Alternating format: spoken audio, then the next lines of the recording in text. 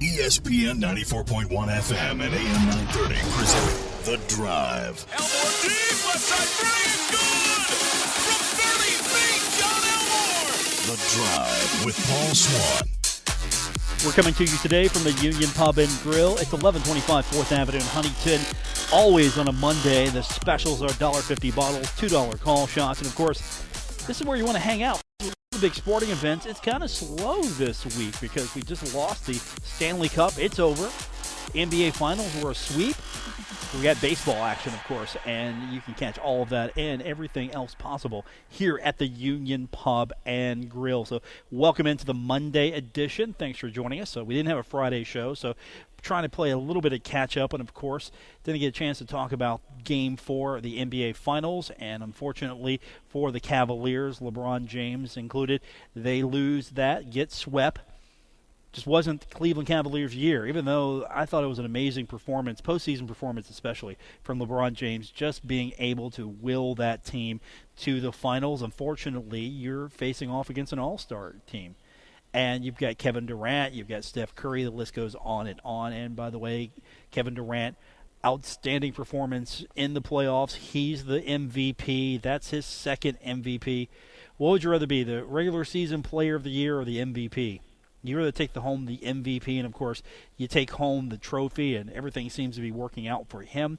Now, the fun part is figuring out where LeBron's going to go. There might be some speculation. Maybe he's going to Houston. Maybe he's going to L.A. So that's going to be the fun. That's going to be what keeps us interested in basketball over the next couple of weeks up until the point where he actually declares, okay, I'm not coming back for Cleveland.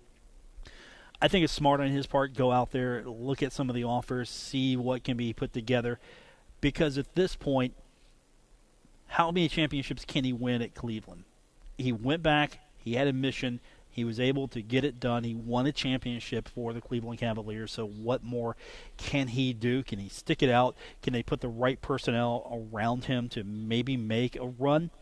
Or do you take your talents and try your luck out west, maybe put together something that could be pretty beneficial for you in the short term and maybe in a long run as well, as you get a franchise with some cap space, getting some talent put together and make a run towards either Houston or Golden State, because that's amazing. Just the fact that the Cavs and the Golden State Warriors were able to get back 4 times in a row. But I think those times are coming to an end for the Cleveland Cavaliers. We'll see. And, of course, it could be fun to see LeBron out west. It's going to be a lifestyle thing for him, I think, at this point. Where is he going to have the most fun? Where is he going to be able to put together a team, or at least be part of a team that's going to make a serious run the next few years for a few more NBA championships? I don't want to say he's running out of time, but he's got 3. He's lost more than he's won. And at this point, what's he playing for? Because we still regard him as one of the greatest of all times. If you're using the trophy argument as the deciding factor, well, Jordan wins. But can you look at LeBron's career statistically and say he's not in that conversation? So I don't know what he's playing for just yet. He'll figure it out. But it was a fun weekend, of course. Didn't have hockey. That was the only bad thing for me. Didn't have hockey. The Stanley Cup ended a little too soon. I would love to have seen that go to Game 7. I would like to have seen this NBA Final go to 7 as well. But now that that's over, we turn our attention to baseball and a few other things, and we will get your phone calls in later on at 877-420-TALK, 877-420-8255. A few things I'm going to talk to you about today. We're going to talk a little bit about the bowl situation because according to some reporting coming out from Brett McMurphy, more bowls are on the way. So we're going to get into that and break down what could be the bowl season of the next few years. And there's an interesting story today I was reading about UAB. They're trying to get themselves to a point where they've got an off-campus football stadium. They're trying to build themselves a football program. And this is such a familiar situation. You've got Alabama, and more than that, their fans really. It's more the fan bases. It's as if the Alabama fan bases and Alabama looks at UAB as, what are you doing, as a threat. UAB is no threat to Alabama. So the hardships that UAB has to go through just to get things put together, it's just amazing I don't think any other school or university should have that much influence on what happens at another school. Plain and simple. If UAB wants to put together a off-campus facility, they want to put together a basketball program that is tops in the state, go at it, and all you have to do is just recruit better, right? Your fans take care of your program, let the UAB fans take care of their program. So we'll get into that as well. And, of course, I'm going to have to talk about it because it was all over social media. Sunday, if you're on social media and you have a majority of friends in the state of West Virginia, you found out that the new Fallout game, which is coming out this year, is set in West Virginia, which blew my social media feed up. Just keeping an eye on that earlier in the afternoon, you find out that the game is, in fact, going to be set in West Virginia. People were already looking at the footage that came out, and you saw screenshots. Oh, hey, there's the Greenbrier. Hey, there's the Capitol. Where's that at? Oh, hey, look, there's the New River Gorge. There's the Greenbrier. And you start looking for Easter eggs. Like, hey, what is going on here? This is real, right? There's a video game set in the state of West Virginia. And then later on in the evening, there was more detail came out, and they showed more footage. And of course, you see things like the Mothman and fans of the Mothman. And of course, there's a fan base for the Mothman in the state. People are losing their minds on Facebook. I'm good. I'm holding steady here. Like, yeah, this is great. And then a screenshot of Camden Park. And I'd start laughing, and my jaw drops at the same time that they've put Camden Park in a video game. So there's going to be so much scrutiny over this over the next few weeks and months. I'm pretty sure right now maybe 3/4 of the state of West Virginia have probably pre-ordered this game, and if you have a boyfriend or a girlfriend who's a gamer, you're going to lose them in September, October, November. You're going to lose them. They're going to be so wrapped up into this thing. So I thought that was hilarious, and if you're a fan of this, you are definitely going to be scouring this for more landmarks. I'm kind of curious what other landmarks are going to be in this. Are we going to see Joan C. Edwards Stadium? Will I have the opportunity to go and post-apocalyptic West Virginia and see a blown-out Joan C. Edwards Stadium or a Milan Puskar Stadium? Do I get to see that? Will I get to roam the wastelands there? I mean, will there be a dilapidated Mountaineer Coliseum? Will there be a dilapidated Henderson Center here? What other little tidbits? Will there be a Tudor's Biscuit World in this game?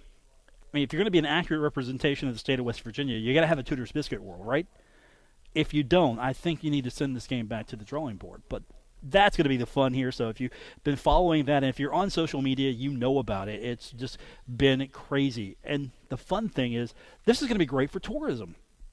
I know that kind of sounds a little odd, but this is going to be great for tourism because it's just going to open up the state to more publicity than I think it's ever seen in a long time.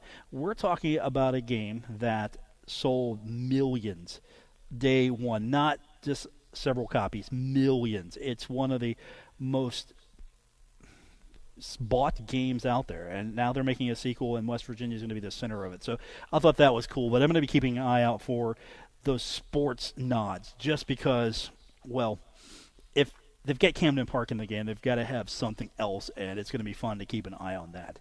We'll talk bowl situation when we come back from break. Get your phone calls in, 877-420-TALK, 877-420-8255. We're coming to you today from the Union Pub and Grill. Don't forget the Monday specials, $1.50 bottles, $2 call shots, best service in town. It's all right here at 1125 4th Avenue in Huntington.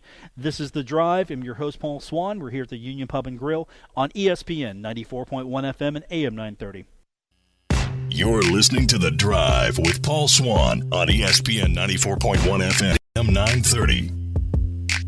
Welcoming you back to The Drive here at the Union Pub and Grill. It's 1125 4th Avenue in Huntington. The Monday specials, $1.50 bottles, $2 call shots. This is where you need to be. It's the Union Pub and Grill. Let's get you caught up on what's happening as far as the bowl situation is concerned. It looks like we're going to have more.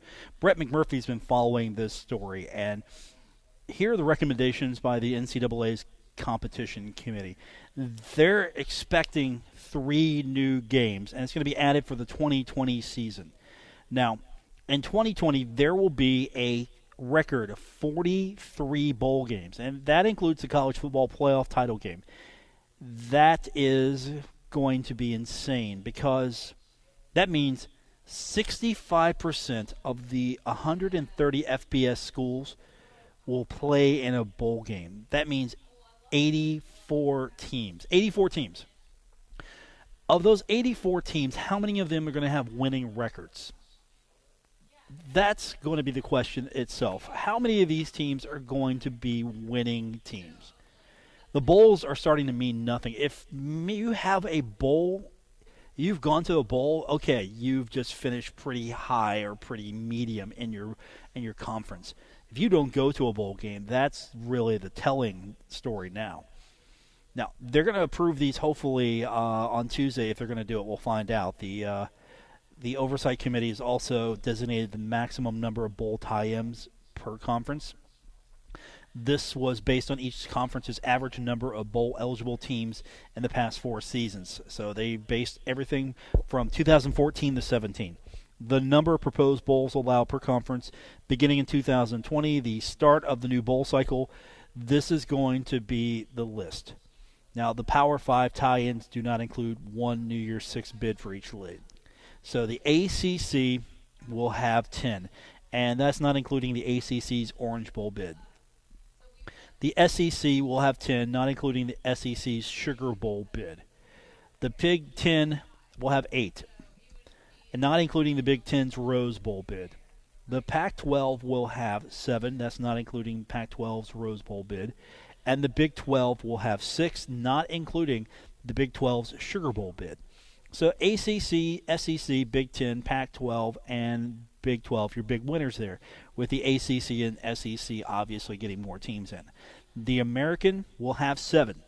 They like to call themselves the Power 6, but they're with everybody else. They're getting 7. Conference USA, 7. Mid-American, 6. Mountain West, 6. Sun Belt, 5. Now, Army and BYU can each secure its own automatic bowl tie-in, but the remaining independents, which are New Mexico State, UMass, and Liberty, they've got to depend on an at-large spot from a conference that can't fill all of its allotments in a specific year. Now, Notre Dame does remain part of the ACC's bowl lineup. Membership has its privileges. Here's how the lineup looks. And again, this is based on Brett McMurphy's reporting. The 3 new bowls, Chicago and Myrtle Beach, are basically done. They're close to being done. If you're going to lock anything in, Chicago is going to have a bowl game. Myrtle Beach is going to have a bowl game. The Chicago Bowl, which will be played at Wrigley Field, will feature the Big Ten against the ACC. Now, to add the Chicago Bowl in 2020, the Big Ten is expected to end its affiliation with the San Francisco Bowl, which, if you remember, it was formerly the Foster Farms Bowl, and they're going to do that after 2019. Now, Myrtle Beach, and of course ESPN's in this as well because they have most of the bowls. Myrtle Beach and ESPN officials, they're talking right now. They've got discussions going on about starting this bowl game. The most likely conferences affiliated with a Myrtle Beach game could be Conference USA, the Sun Belt, or Mid-American. If the Sun Belt is involved, you're going to see the Sun Belt cut loose with either the Dollar General Bowl, the Camilla, the Cure, or the Arizona game. Those are games that are part of the Sun Belt lineup. Now, the third bowl is not locked in just yet. Arizona State's looking at adding a bowl in Tempe. And, of course, you've got other cities, communities, they're throwing their name in the hat. Again, it's all up in the air right now. Charleston, South Carolina, Greensville, North Carolina. These are areas that are looking maybe to be a part of this. Here's the deal. It must have a contract with 2 conferences and or BYU and Army. That's the deal. If you're trying to put together a bowl game, you've got to have the contract. I don't think that's going to be too much of a problem. Conferences are increasing their bowl tie-ins here now. SEC, Pac-12, Conference USA, Mid-American, and Mountain West are all going to be the winners here in this. That's the good news. I think there are too many bowl games to begin with, but the good news is Conference USA, now you've got another bowl tie-in here. you could add another bowl tie-in. And right now, the more the merrier.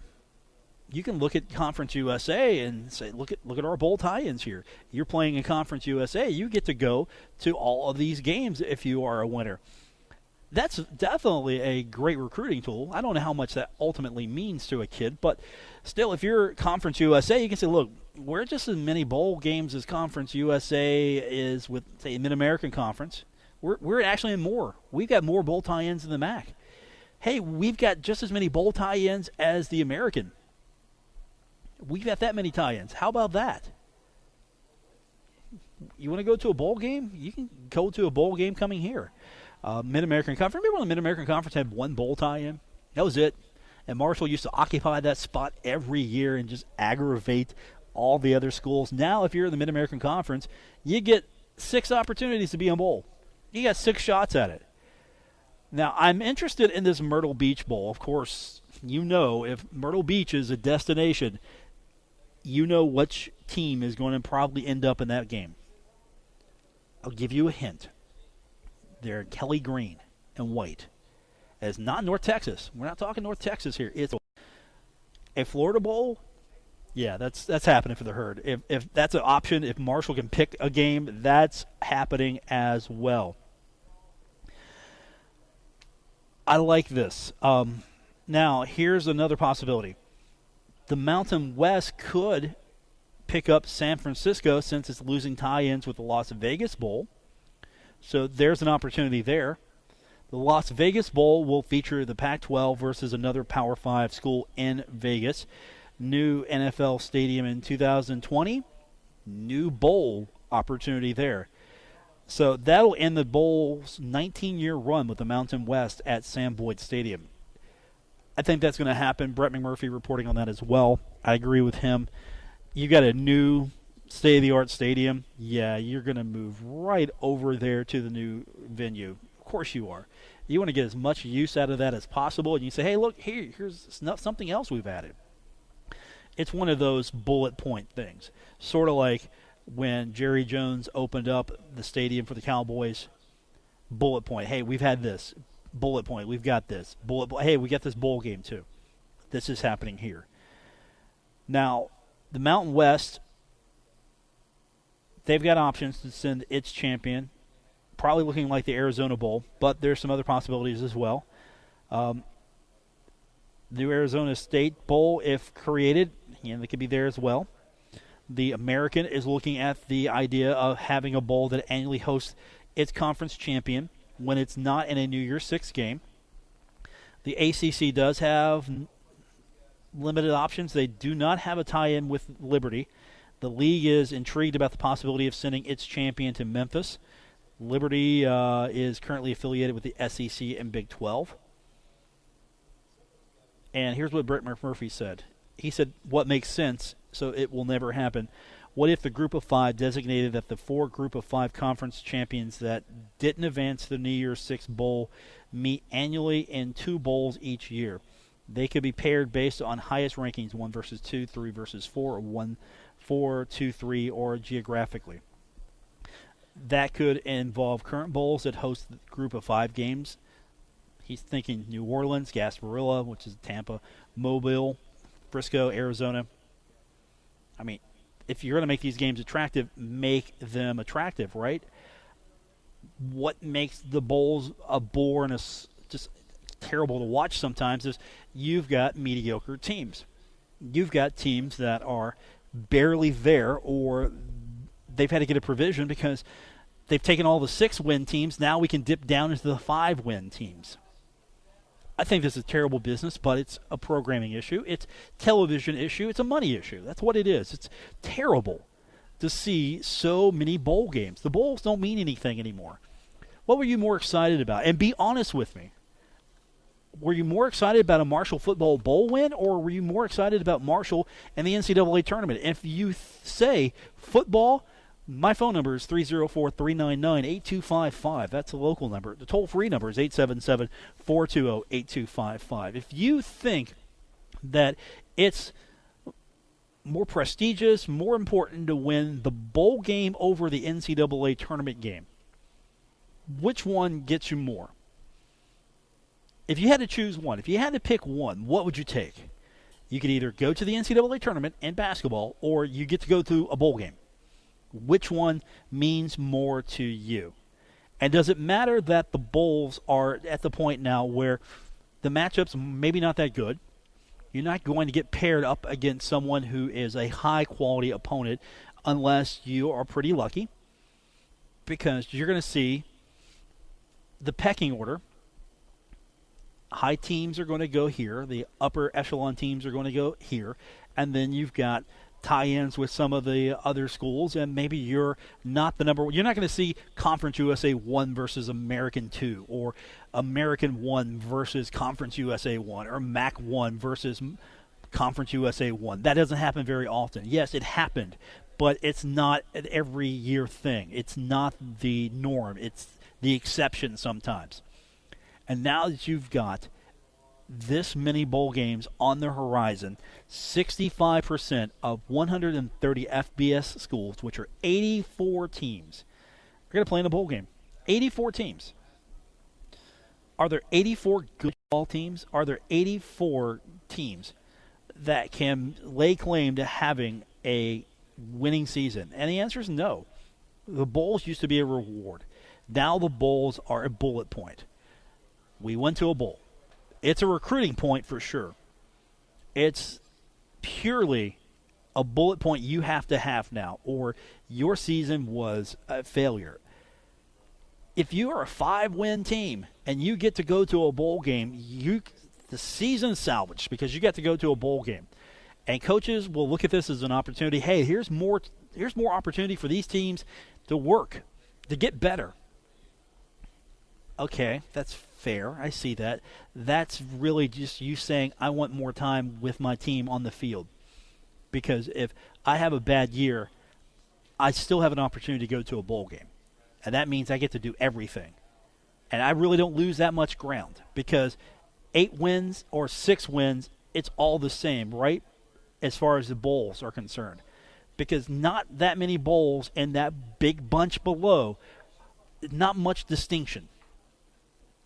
There's not a tier A, tier B, tier C, tier D, tier E. There's not that, okay, you're a 5-win team, so you're going here. It's basically, what deals has your league made? What deals have you as a conference been able to secure to take care of your teams? And honestly, the conferences are doing the right thing.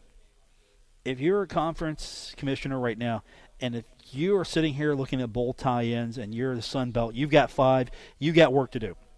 You have 5 tie-ins, Sun Belt. You've got work to do. If you're Conference USA, you're looking pretty good right now. Like, we got 7.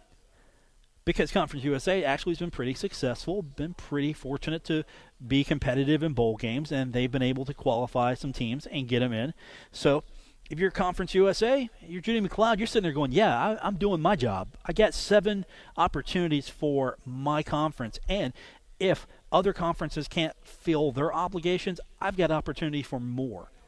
Same with the Sun Belt. The Sun Belt's hope is that some of these other conferences can't fulfill their obligation, and so they get to sneak a team in here, here, and here. That's the goal here, but it all comes back to this is a situation where if you're recruiting, you can say, hey, we went to this bowl. We won this bowl. We have this record in bowl games. You can say that. Add that to your bullet point list. And instead of the bowls really meaning something, and that's where I'm coming from the standpoint that I just don't think these bowls mean that much. Other than if you're not in one, then there's trouble to be had. Because that means your season is that bad. Because you are not among the 65%. You're not among the 65% of schools that were able to land one of these. In other words, there are 130 FBS schools, and you take away 84 of them. These are the bowl eligibles. You're in 46. You got 46. There are 46 schools that are not in the bowl. And if you're among the 46, you have had a terrible season. And if you're in that grouping a lot more, you're not going to be seeing your coach much longer. If you can get out of that 46 and you get into now this new number of 84, you're all right. You're okay. You want to get higher up the list, but if you're in that 84, all you have to do, you're shooting for 84 now. Hey, if we're one of the 84 that can get into a bowl game, all right, we've got something here. We can work with this. We could possibly win this thing. We get to go on a trip. It's a reward, and I get that completely. And you're telling me, all right, why would you deny a team with 5 wins over for a bowl trip? You got 6-win teams. You're littered with 6-win teams. They qualify. So what's the difference between 6 and 5? Well, I would answer you, I think there are too many bowls already.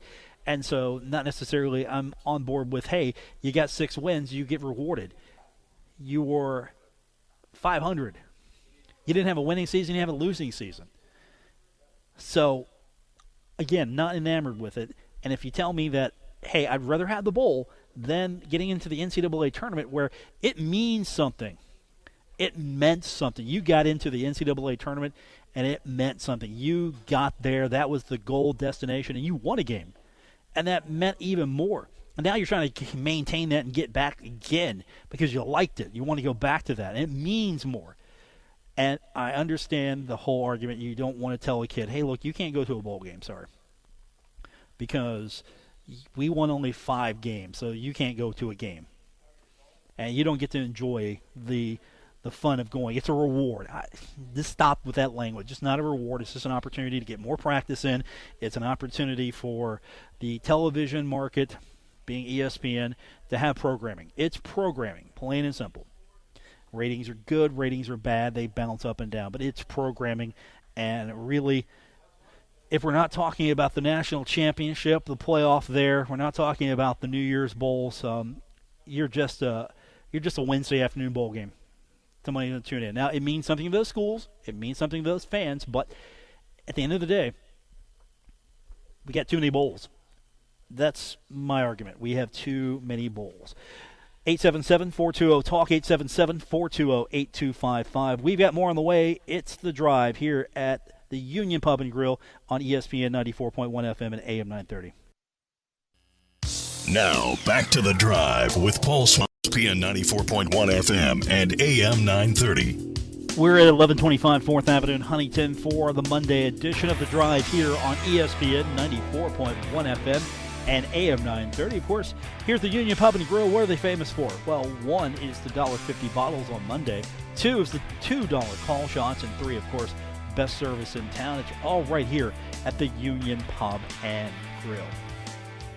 Speaking of football teams that have kind of risen from mediocrity, one team that I'm really excited for is UAB.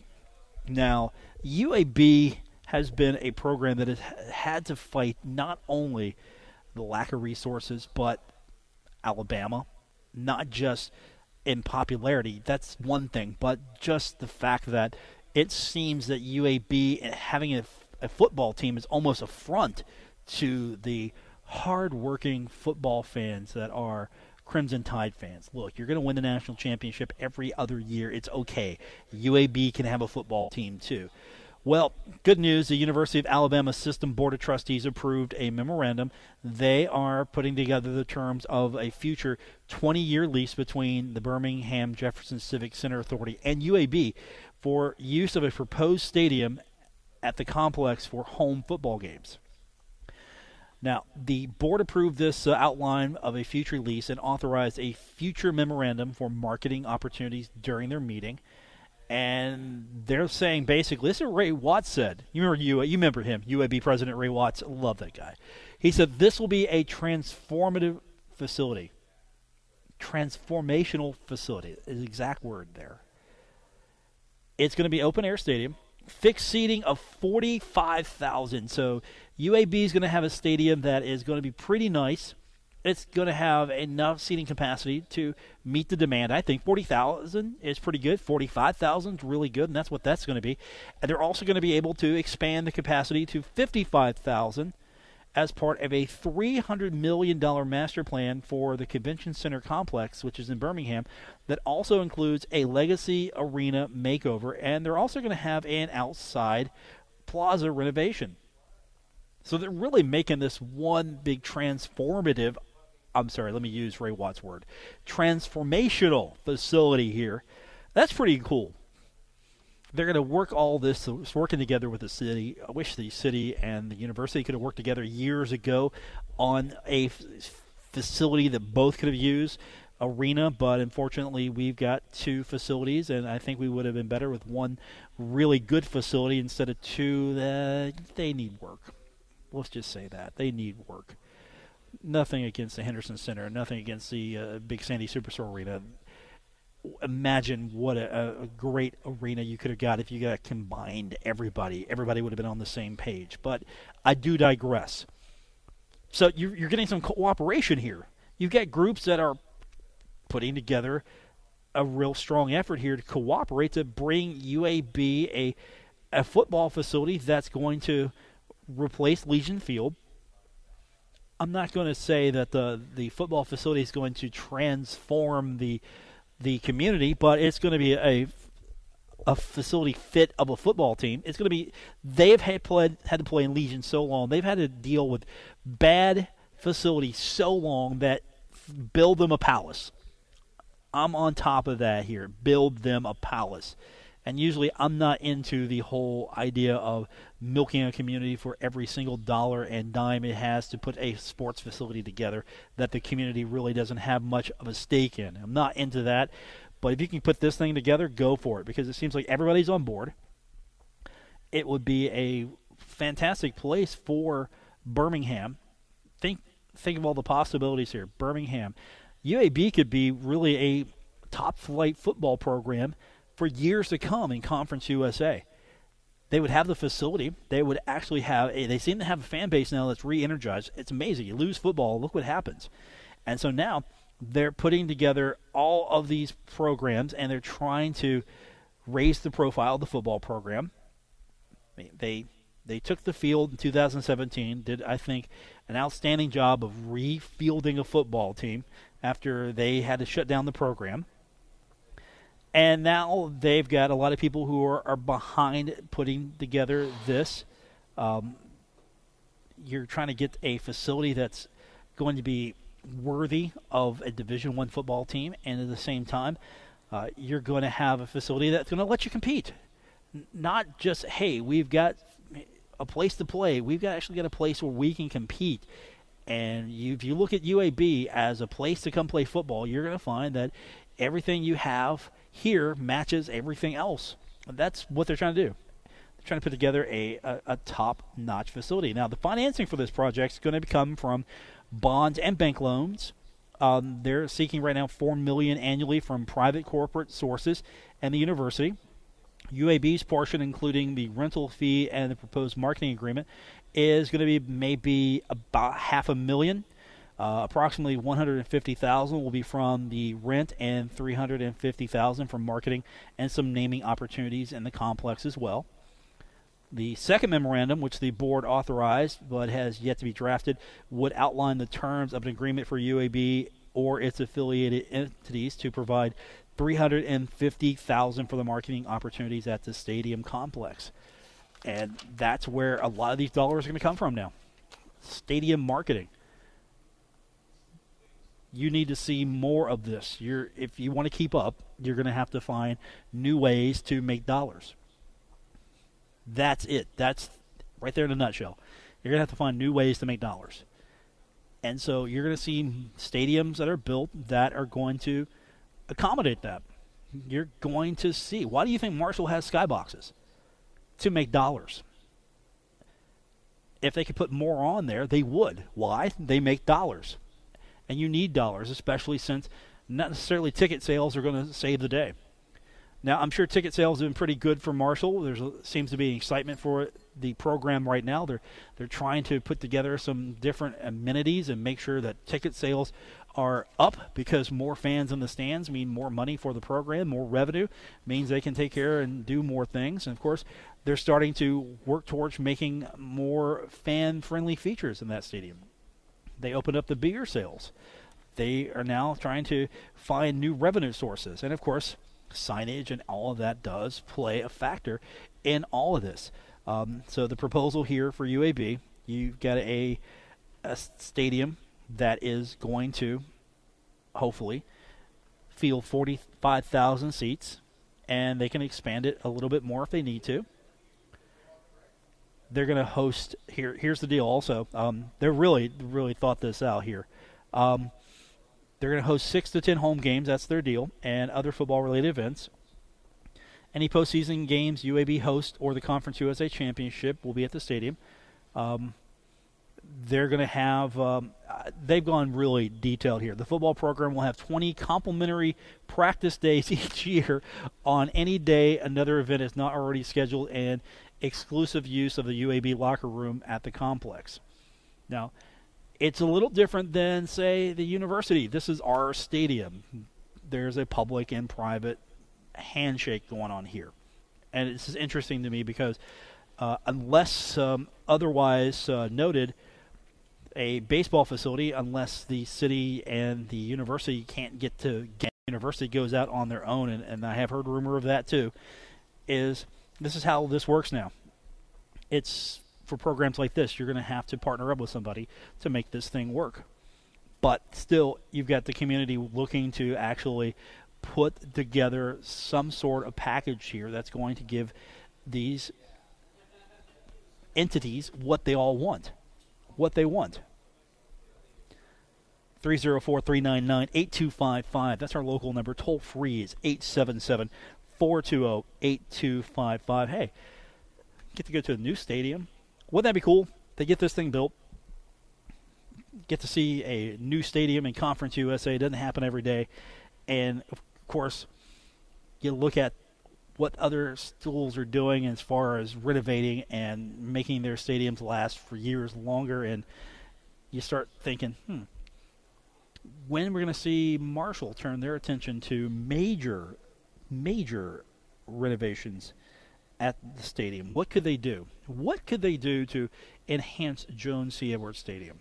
What would you like them to do? That's probably the bigger question. What would you like to see Marshall be able to do? Now, of course, this costs money. Where that's coming from, I'm not the fundraiser. But what would you like to see done? Would you like better concessions? Would you like better amenities? Close the concourse in, do more things there. I mean, they're working they're working as much as they can. They've got the new point of sale for Marshall merchandise. They've got the alcohol now with their beer garden or whatever you want to call it. So what would you like to see done? Chew on that. We'll take your phone calls when we continue. Coming to you live from the Union Pub and Grill, it's The Drive here on ESPN 94.1 FM and AM 930. You're listening to The Drive with Paul Swann on ESPN 94.1 FM and AM 930. Coming to you live from the Union Pub and Grill. It's our Monday destination. $1.50 bottles, $2 call shots, best service in town. It's always here at the Union Pub and Grill. And, of course, we're going to be here every Monday from now until the start of football season, and then we'll be here, too, as well. Yes, my friends, this is the beginning of the drought that we have. The NBA Finals are over. We're not going to speculate where LeBron's going. That's going to be my game anyway. We've got the NHL, which ended. You've got the Washington Capitals winning their first Stanley Cup. And now we sit and wait just for everything else to fall back into place. I'm not saying let's rush football here real soon, but this is that time where you hope, it would have been great to see a few more games in the NBA Finals. It would have been really fun to see a couple more Stanley Cups. But instead, no, we're going to debate why I think a football game at Wrigley Field, while interesting, I don't know. I don't know. I guess Big Ten teams be okay with it, but do you want to go to Wrigley Field for a football game? I mean, you're a Cubs fan. I want to hear this. If you want to go see a football game, do you want to see your beloved Wrigley Field turned into a football stadium for a bowl game? Now, it used to be this way. These things used to happen. You had multi-purpose facilities, even the old places back in the day. You would do these things, so it's not unheard of. But still, I think when I hear, hey, there's a bowl game, where's the team going? Is it somewhere warm? No, they're going north. That's another thing why there's too many bowl games. We're going north instead of south. Why do you go north where it's cold? Hey, here's your reward to play another cold football game. Instead of going somewhere south, nice and warm, you've got an opportunity to go to the beach, somewhere where it's nice, easy to travel to. Of course, if you're in the Big Ten country, Wrigley's going to be easy to travel to. I get that. So, again, this isn't don't tell me this is about the reward here. Making some kid play a football game at Wrigley Field in the dead of winter where it could be nasty, cold, and miserable, and you're telling me this is a reward for the kid. Okay, I'm not going to buy that argument. You're going to take him down to Myrtle Beach? Yeah, that's a reward. Hey, if I get to choose, where do I want to go? Do I want to go for a football game? Do I want to play in Wrigley or do I want to play in Myrtle Beach? Now, of course, I'm an NFL fan. I have sat in the cold many years to go watch Bengals games. But I'm not convincing myself here that this is a reward. It's, okay, this is the condition I have to endure if I want to watch this game. They can't move the stadium. This franchise is here in Cincinnati, so they have to play here. They can't move the game to Myrtle Beach for my benefit. I get that. Okay, so I'll deal with that. But still, with the increasing of bowls here, you could have a mid-major game in Myrtle Beach, South Carolina. If you're going to add one, that makes sense. But if you're going to tell me that adding a bowl game in Chicago at Wrigley Field, and that's going to be a big draw between the ACC and Big Ten, okay, you are not selling yourself on really this being a major reward for anybody. This is a television opportunity. And unfortunately, we're going to see the cap raised in 2020. There are going to be more teams. And again, you're going to have 84 of 130 Division I teams, FBS teams, making bowls. And if you are not in that number, you are having a bad day. Why are we kidding ourselves? Let's just have a gigantic playoff. We seed them 1 through 30. Let's just have wins. We could do that. If you want to do this, everybody wants to play a football game. Let's just do this. Let's have I've seen this before. Let's just have one massive playoff. And of course, there'll be a lot of people who say, "Look, you're telling me that you don't want to see a kid go play in a bowl game, maybe his final football game. Sure, they've got a 5-7 record, and you're telling me that it's bad that this kid doesn't get to play." No, I'm not telling you that. I'm telling you that the bowls have been devalued to the point where now a team with a 5-7 record, a mediocre team, we are making the argument that you're a bad man because you don't want to see a kid and a 5-7 team get rewarded. He gets a swag bag. He gets to go somewhere nice, unless he's going to Chicago in the cold. Now, Chicago's a nice place, but you're telling me that, okay, here's a reward, going to play in the cold in Chicago. No. You're going to play in Myrtle Beach, that's another thing. But that's the argument. You're a bad person because you have deemed that this kid on this mediocre team should be denied the opportunity. I say that here's the deal. It gives these kids something to shoot for. It gives them a goal. Plain and simple. It gives them a goal. Let's not kid ourselves here. If we just call these things what they are, they're television opportunities. And these conferences are grabbing as many of these opportunities as they can because they get a little extra publicity. They get a few more weeks to work out with their kids. They're total benefits, and I totally get that. But still, these are opportunities to fill programming, mostly on ESPN. And we're looking at games that – look at the stadiums. Where's the demand? How many of these bowl games are going to be sold out? What's the demand here on location? Are you going to see a sold-out Wrigley Field? Maybe. In Big Ten country? Probably. Are you going to see a sold-out game in Myrtle Beach, South Carolina between maybe a Conference USA and a Sun Belt team? No, you're not. That's going to do it for this edition. Thanks for joining us. I appreciate everyone here at the Union Pub and Grill taking good care of us. We'll be back tomorrow, do it all over again here on ESPN 94.1 FM and AM 930. I want to thank our producer, Gabriel Sellers, tonight, taking good care of us, getting us on the air. That's going to do it, but don't forget the Monday night special continues. $1.50 bottles and $2 call shots all day, all night here at the Union Pub and Grill. We'll talk to you tomorrow. Good night, everyone.